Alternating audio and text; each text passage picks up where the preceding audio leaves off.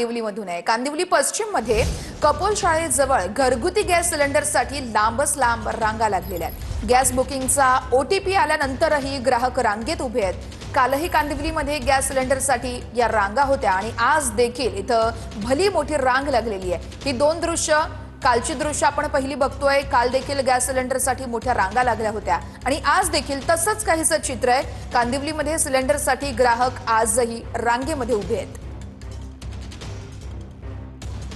काही ग्राहकांना gas बुकिंगचा OTP आलाय, मात्र तरी देखील या ठिकाणी या सगळ्या ग्राहकांवरती आता या रांगेत उभं राहण्याची वेळ आलेली आहे।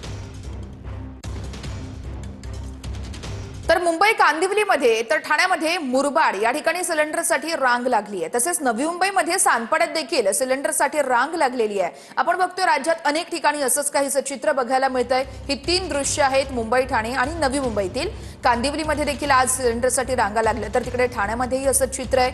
मुरबाडमधील हे सगळे नागरिक आहेत। आपण जी दुसरी दृश्य बघतो आणि तिसरी दृश्य सानपाड्यातली आहेत। नवी मुंबईच्या सानपाड्यामध्ये देखील सिलेंडरसाठी लांबच लांब रांगा लागलेल्या आहेत। सकाळपासूनच हे सगळे ग्राहक इथं रांगेत उभे आहेत। ओटीपी येतोय, मात्र सिलेंडरचा गॅसचा कुठेतरी तुटवडा असल्यामुळे आता योग्य ते नियोजन केलं जातंय का हे पाहणं अतिशय महत्त्वाचं असेल। ही तीन दृश्य आपण पाहतोय।